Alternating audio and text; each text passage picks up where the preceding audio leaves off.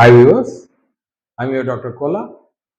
మరి diploma in elementary education entrance రాస్తున్న అభ్యర్థులకు ముఖ్యంగా మన ప్రాంతంలో దీన్ని టీటీసీ అంటాం, లేదా డీసెట్ ఎగ్జామినేషన్ అంటాం.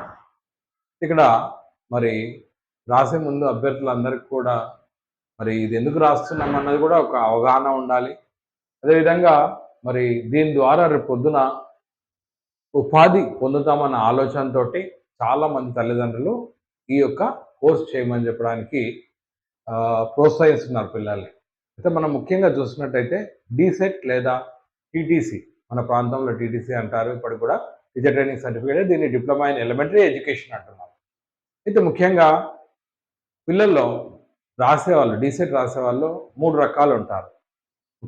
ఎవరైతే పిల్లలు చిన్నప్పటి నుంచి ఉపాధ్యాయ వృత్తి అంటే ఇష్టం ఉండి, టీచింగ్ అంటే ఇష్టం ఉండి ఇది రాస్తే మనం టీచర్ అవుతామని వచ్చేవాళ్ళు, అంటే personal interest of the candidate ఒక రకం.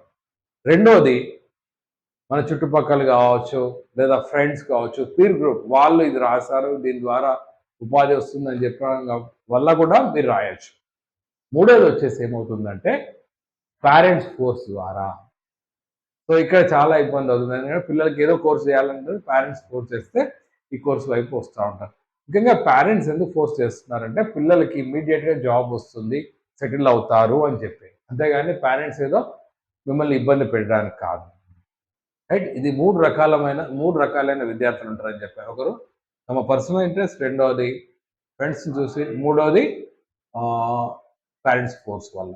మనం తీసుకున్నట్టయితే మరి ప్రభుత్వ పరంగా భారతదేశంలో ప్రైమరీ ఎడ్యుకేషన్ చాలా ముఖ్యమైనది.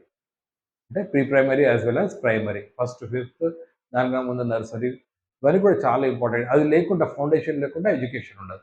మరి డిప్లొమా ఇన్ ఎలిమెంటరీ ఎడ్యుకేషన్ చేసిన విద్యార్థులందరూ కూడా 1st to 5th క్లాస్ మీరు పిల్లలకి చదువు చెప్తారు.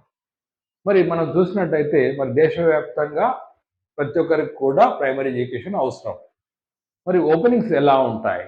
ముఖ్యంగా గవర్నమెంట్ సెక్టర్లో ఓపెనింగ్స్ ఉంటాయి. అది కేంద్ర ప్రభుత్వం కావచ్చు, రాష్ట్ర ప్రభుత్వం. రాష్ట్ర ప్రభుత్వం ఏమంటామంటే మనం టీఆర్టీ అంటాం, లేదా డిఎస్సి అంటాం. అదేవిధంగా మన కేంద్ర ప్రభుత్వ ఆధ్వర్యంలో కేంద్రీయ విద్యాలయాలలో ఓపెనింగ్స్ ఉంటాయి. ప్రతి సంవత్సరం కూడా కేంద్రీయ విద్యాలయం నుంచి దాదాపు రిక్రూట్మెంట్ ఉంటుంది. ఇవి కాకుండా మనం చూసినట్టయితే ఇంకా కేంద్ర ప్రభుత్వ ఆధ్వర్యంలో నడిచే రైల్వే స్కూల్స్ కావచ్చు, ఏకలవ్య మోడల్ రెసిడెన్షియల్ స్కూల్స్ కావచ్చు, వీటిలో కూడా ఓపెనింగ్స్ ఉంటాయి. మనం చూసినట్టయితే తెలంగాణలో ముఖ్యంగా ప్రతి ఒక్క విద్యార్థి కూడా ఎవరైతే డిఎల్ఎడ్ చేస్తున్నారో తెలంగాణ ప్రభుత్వం నుంచి వచ్చే నోటిఫికేషన్ కోసమే వెయిట్ చేస్తుంటారు.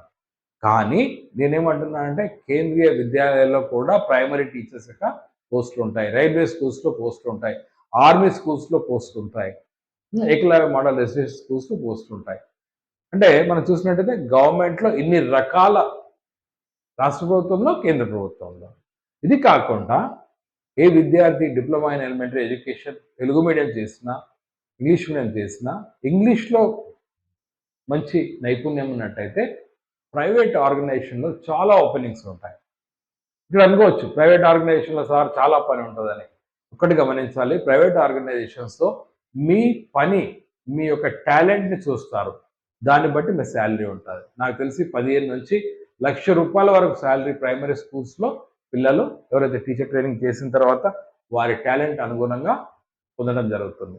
ఎందుకంటే ప్రైవేట్ స్కూల్స్ ఏం చేస్తాయంటే మీరు ఎప్పుడైతే వాళ్ళని అప్రోచ్ అవుతారో, ఇంటర్వ్యూ చేస్తారో, మీకు ప్లేస్మెంట్ ఇచ్చిన తర్వాత వాళ్ళు ట్రైనింగ్ ఇస్తారు. తద్వారా మంచి ఆర్గనైజేషన్స్లో మీరు ఇటు వెళ్ళినట్టయితే దాదాపు 50 నుంచి 5 వరకు కూడా శాలరీ ఉండొచ్చు. కొద్దిగా మీలో నైపుణ్యం, స్కిల్స్ ఉండాలి, ఆంగ్ల భాష మీద పట్టు ఉండాలి. ఈ విధంగా మనం చూసినట్టయితే ప్రభుత్వ పరంగా, ప్రైవేట్ పరంగా కూడా ఎన్ని రకాల మనకు అవకాశాలు ఉంటాయి. ఓకే, మరి సార్ ఇక్కడికి ఆపేస్తామా అంటే ఈ ప్రొఫెషన్లో జాయిన్ అయిన తర్వాత, ప్రైమరీ టీచర్ జాయిన్ అయిన తర్వాత మీరు ఇన్ సర్వీస్లో బీఎడ్ చేసుకోవచ్చు, మళ్ళీ హై స్కూల్ పోవచ్చు, లేదా ఇంకా బీఎడ్ తర్వాత కూడా ఎంఎడ్ చేసుకోవచ్చు, ఎంఎడ్ తర్వాత కూడా పిహెచ్డి చేసుకోవచ్చు. ఒకటి గుర్తుంచుకోవాలి, మీరు సీరియస్గా ఇంట్రెస్ట్ ఉంటే ఈ ప్రొఫెషన్ వైపు వస్తే మీకు ముఖ్యంగా, అదేవిధంగా మీరు ఉపాధ్యాయ వృత్తిలో రేపు పొద్దున దేశానికి మార్గనిర్దేశనం చేస్తారు. So you are going to shape the society. కాబట్టి ఇన్ని ఆపర్చునిటీస్ డిఎల్ఈడి కోర్స్ చేయడం ద్వారా ఉంటుంది. మరి మీరందరూ కూడా ఇప్పుడు డీసెట్ ఎగ్జామినేషన్ రాస్తున్నారు కాబట్టి ఇవన్నీ దృష్టిలో పెట్టుకొని సీరియస్గా మీరు ప్రిపేర్ అయినట్లయితే రేపు పొద్దున డీసెట్ ఎంట్రన్స్ రాసి సక్సెస్ఫుల్ అయ్యి డిఎల్ఎడ్ కంప్లీట్ అయిన తర్వాత టెట్ మరియు టీఆర్టీ రాసి లేదా సీటెట్ రాసి కేంద్ర ప్రభుత్వ సంస్థలో ఉద్యోగం పొందుతుందని ఆశిస్తూ మరి ఇది మనం చూసినట్టయితే career opportunities by doing diploma in elementary education. So hope that this video will be useful. Signing off, your Dr. Kola. Bye-bye.